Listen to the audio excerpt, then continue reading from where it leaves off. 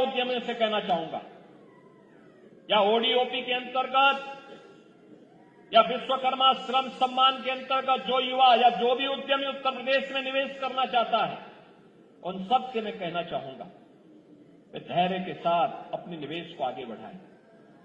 सरकार का single window system उनकी मदद करेगा, निवेश सारथी उनकी मदद करेगा।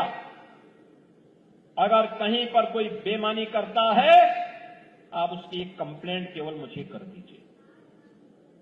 भ्रष्टाचार जो घुन की तरह व्यवस्था को खोखला कर रहा है, इस पर बड़े प्रहार की तैयारी के साथ सरकार कार्य करने जा रही है। हमने पहले ही कहा है कि अपराध और अपराधियों के प्रति, भ्रष्टाचार और भ्रष्टाचारियों के प्रति सरकार जीरो टॉलरेंस की नीति के तहत काम करेगी, और उसी जीरो टॉलरेंस की नीति के तहत मैं आपका आह्वान करने के लिए आया हूं। अगर कोई आपसे कहता है कि लोन दिलाने के नाम पे हम आप पैसा दीजिए, हम पैसा दिलाएंगे, कतई विश्वास मत करिए। सरकार के पोर्टल पर जाइए। अगर कोई आपसे अनावश्यक रूप से धनराशि की मांग करता है, आप उसकी शिकायत करिए।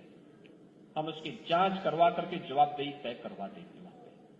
और याद रखना, जो गलत तरीके से आपसे पैसे की डिमांड करेगा, याद रखना, मुझे लगता है कि वह व्यक्ति अंतिम उस परिवार की सर्विस होगी, उसके बाद फिर कभी कोई सरकारी सेवा में आने वाला नहीं है। फिर उसके बाद कभी उसको अवसर नहीं मिलने वाला। इतनी बड़ी कार्रवाई कर देंगे कि वह एक नजीर बन जाएगी।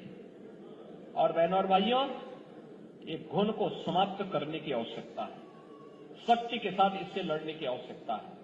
और ये तभी हो सकता है जब समाज सरकार के साथ खड़े होकर के इससे लड़ने के जज्बे के साथ तैयार हो सके।